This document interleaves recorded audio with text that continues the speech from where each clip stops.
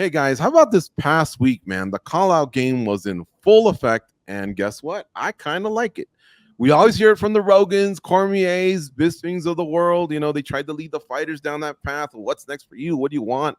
All that stuff. I mean, look, when you win, you have momentum, right? You can build off it by presenting some sort of a name. It's best when you've just won the fight, but obviously it can happen on social media. I'm here for it. I'm all over it. Let's go over some of these. Chris Weidman called out Sean Strickland Fada. So Chris Weidman was on the Believe You Me podcast, and he was like, look, Bruno isn't just he's not really a big name. It's time to step up and have some fun. And he is a former champ. We got to give him that, right? He says, quote, I would love that fight. I got a ton of respect. Sorry, Strickland is the name he has in mind. He says, quote, I would love that fight. I got a lot of respect for Strickland. I think it would be a fun buildup. I think he would bring out me not being such a nice guy. We could trash talk a little bit, have some fun. I would love that fight. I like his style. I like that he pushed the pace. I like to push the pace. He likes to get guys tired, so I like to test myself against a guy like that. Are you buying or selling this call out, Fada? I'm selling. I'm sorry, Chris Weidman. Listen, I agree with him that I do believe he should be fighting big names. He's a former middleweight champion, a defending champion. He's a future Hall of Famer. So I agree with him. I understand at this point in your career, you're going to probably want notable names to get you up and motivate you. And he's fought some of the lesser known names. So I think it's time for him to get that. He's fought Akhmedov. He's now Bruno Silva. But Strickland's just coming off of a title loss. He's still very much in the title picture. He's got a fight booked against Paulo Costa that could put him back. I remember him saying that he wasn't gonna fight down the ladder. So yeah, I'm not selling it. At least not right now. Maybe down the line, depending on what happens with Strickland's career. But right now, I still think Strickland's very much in the title picture, and I don't think that's the fight to make. Okay. All right. So she's selling. All right, goes. Next one's for you. Sean O'Malley. He wants Ryan Garcia. Remember, this was ridiculous when he used to bring up other names in the past, but my man's gotten the title from Aljamain Sterling. He's defended it, completely smashed Chito Vera. Here's what he said regarding Ryan Garcia, who now obviously resurrected his career, right? He says, a boxing fight's possible for sure. I'm not there yet. I've still got to become bigger. 2 more fucking sick performances, then we're talking about being able to do it. Now, he had to caveat because I'm sure we're all thinking, wow, will the UFC let him or what? So he continues. He says, they told me you can do a boxing fight 100% if it makes us enough money. In fact, that's a quote apparently from the UFC side, according to Sean O'Malley. And since then, by the way, Ryan Garcia has hit him back. He says, Rainbow Cacabrain wants to box. Be prepared to bleed, Rainbow. And I don't know if that. I think that sounds more like troll Ryan Garcia than actual Ryan Garcia. But who knows at this point? Are you buying or selling O'Malley calling out Ryan Garcia goes? I'm selling. Look, I don't mind him calling him out. I don't mind him attaching his name to Ryan Garcia's name. But what is this fight going to prove? Really, what's the point of this? After we saw Floyd and Conor do it, that was kind of it for me. Um, Ryan Garcia makes pretty good money, man. He made 50 million for fighting Devin Haney. So I don't know what's going to happen here with money wise and how they would split that, but I'm pretty sure Sean O'Malley wouldn't be happy with what Ryan Garcia would deem his cut of what that money would be. And I know the UFC definitely wouldn't be too excited about that. So yeah, I'm selling this one. Selling. All right. This is a big one. How about you, Nolan? What do you think about O'Malley? A champ right now in a deep division, kind of being raw and honest, saying, look, not yet, but maybe with 2 sick wins. And by the way, the UFC is telling me that they're into it. Are you buying or selling? I got to get your reaction too. Nah, Sean's not having me buy that one. I mean, sell. There's probably money to be made. I'm sure. Obviously, anytime there's these boxing versus MMA fighters fights, people talk about it. It's goes into 2 sports, but for me, I'm kind of over it. And especially in a division like bantamweight with a star like Sean O'Malley, I mean, there's so many more tests for him to try to conquer at 135 pounds or even up at 145 pounds in MMA should he decide to make that leap. So at this point in time, I really don't have interest in it. It's partially due to fatigue of the boxer versus MMA thing, but it's also the unwillingness or me not wanting to see one of the sport's biggest stars in one of the best divisions be tied up for a significant period of time. Yeah. All right. Honest. I got it. I got you. Manon Fiorot.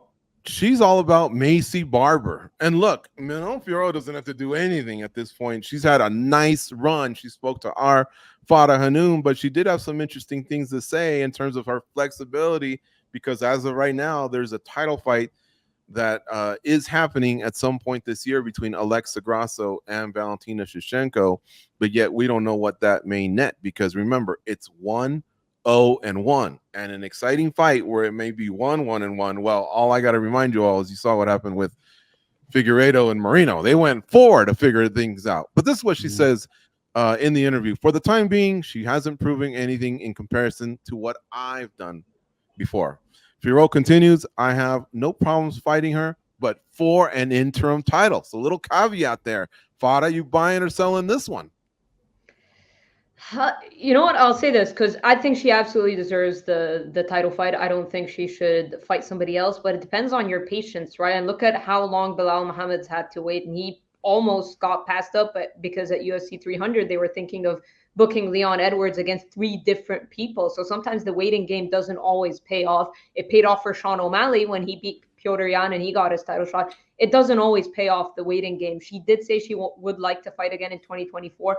I don't know if that's possible. I mean, unless either Valentina or Alexa get a quick finish and are down to turn around, but it's a lot of ands and ifs. So I do think that eventually a fight against Macy Barber could happen, but I don't know if it would be an interim title fight, because why would you do that if the champions are gonna, or if, sorry, Alexa's gonna fight Valentina maybe in September at the Sphere? So it wouldn't necessarily make sense unless the winner of that fight gets injured or says they want to take a long layoff. So I think it's a bit of a waiting game for Manon. I think she's going to have to wait and see when that fight gets booked and how it plays out. So depending on that, I could buy it, but I just think she's done enough. It's just going to depend on how patient she can be, because some people get pretty impatient. I mean, look at poor Bilal Muhammad. I mean, if that rematch with Leon Edwards doesn't get announced for Manchester, I just don't know at this point what he's going to do. Anakin Skywalker says Macy versus Aaron makes sense, meaning Aaron Blanchfield. So it sounds like he doesn't want Manon Fiorot taking this fight. Didn't she also say she'd be willing to do the backup for That's what she wants. That's what she that's wants. her number one option, right? Oh, for sure. I mean, Macy's just like, if she just runs out of patience and the UFC decides to strap an interim title, which I'm assuming would be more money and all that stuff. But just an interim title to me doesn't make sense when Alexa's going to fight Valentina after the filming. Barring anything that happens, if that fight gets delayed for any reason, then maybe we could see what's next. Yeah, I like her as well in the back. She's proved enough with when you beat Thug Rose and then you back it up with dismantling Aaron Blanchfield. I wish she would have got the finish. I think finishes go a long way, but still, she took a lot of rounds from her, and so she definitely deserves this. And I also like the backup role. But the call-outs continued, guys. Yuri Prochaska, now he's calling out a division. Now, before his win over Alexander Rakic at UFC 300, he was saying he's interested in 185 pounds. But by beating Alexander Rakic, he's getting near where he once was, which was the top of the heap of the light heavyweight division. Remember, an injury took him out, not necessarily him losing the title after winning it. And he also took an L after coming back from that, right? But what are your thoughts on this one, Nolan? Are you buying or selling Prochaska being interested in 185 pounds? You think that's a good move? I'm selling it. I mean, I'd be fascinated to see how that would physically be possible. Anybody that's seen Yuri knows he's pretty damn massive. So I genuinely don't know how he would make 185, how he would look down there. It just screams out to me that it would be too much of an intense cut. I mean, obviously, if he does make that jump to middleweight, I'll be the first one there to see something crazy like him at 185 pounds. But I kind of like him at light heavyweight too, just because I think he gives real divisional depth. I think he's obviously one of the best in the world up there, and I feel like he's got some momentum. It's not like he's broken up there. It's not like he's hit a bunch of dead ends and he's trying to figure out a way to revamp his career. So if it somehow magically is that he can make 185 pounds without absolutely destroying himself, it's something that I'd be open to in the future, but not now. I think we need him at 205. Goes, you think it just goes back to that game of, look, just throw it out there as an option, even if you're not serious? Because that might be something of what Fiorel's doing with this whole interim thing, or what Prochaska's doing with the whole 185 thing, is just staying relevant. Yeah, but I mean that's not gonna last too long. I thought it was a little silly when I saw it. I think he's in a good position where he's at right now, and there's a lot going on at 185. Like you can get lost in that shuffle really, really fast. So, like Nolan said, that type of cut, we don't know what's gonna happen with him going forward. So I would keep him right where he's at right now. I think things are actually looking pretty well for him. Yeah. Might I add quickly? Well, Duplessis recently said in a podcast that Prohaska is pretty Mm. small. I walk around Yeah. like larger weight. He ran into him at the PI or whatnot, and Prohaska said the weight just kept coming down, and he made light heavyweight pretty easily. I think that's, and he did mention it after the win over Rakic as well.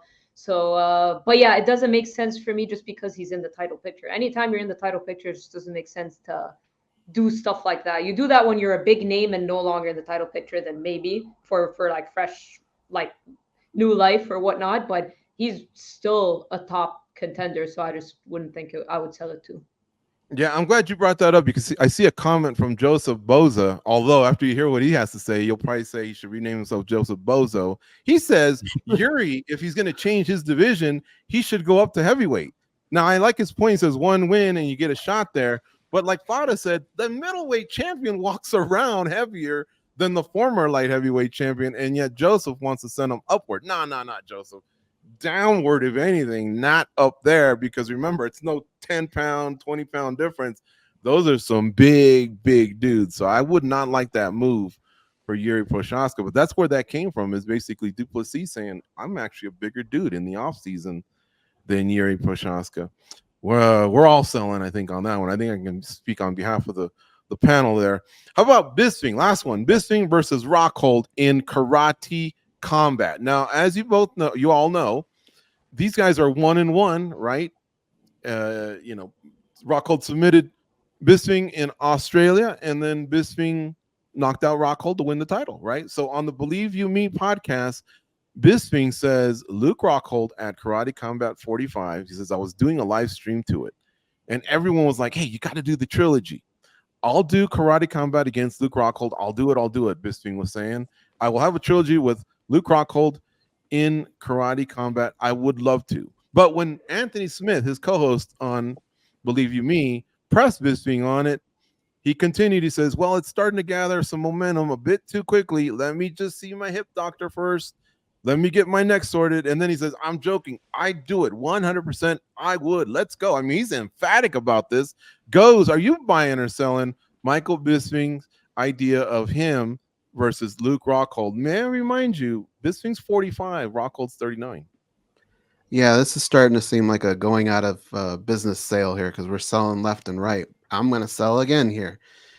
Michael Bisping, like it's just too much at this time. It is a fight that you feel like there probably will be a part 3, but it might be in an elevator or something at some point or an airport. But I don't Karate Combat, man. I've seen some people get jacked up there. This is not a place that if you're into the fight game 100%, you deserve to be there. But if you're just coming back to settle a beef or cash a paycheck, it's pretty dangerous sport too, man. I've seen some people get laid out there, so I don't want to see Michael Bisping go down that route.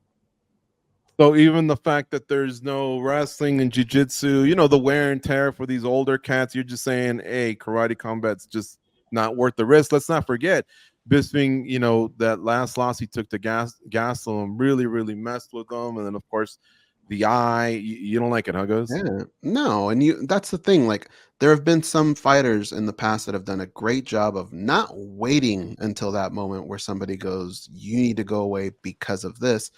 They're preemptive about it, right? And Michael Bisping's been around this game long enough that he's got a great career going on right now. He's got a beautiful family. Don't risk that for this. Don't wait until that moment where people tell you have to leave. I agree, dude. Hall of Fame. He's got a great gig, and it looks like he's even moving up in the charts. He's had some good gigs as of late. Successful podcast. Like, dude, you don't need to prove anything to anyone else. Leave it at 1-1. You actually kind of had the last win. I mean, I don't like that one either. I love beefs, but it seemed like they squashed it. I remember there was some footage of them at Perillo's old gym, and it looked like they just kind of get along now. You know, and they're not best friends, they're not baptizing each other's kids, but I think the mutual respect was there. So I agree with you. There goes. Maybe in an elevator there'll be a pushing match or something, but that's all we need out of these two guys.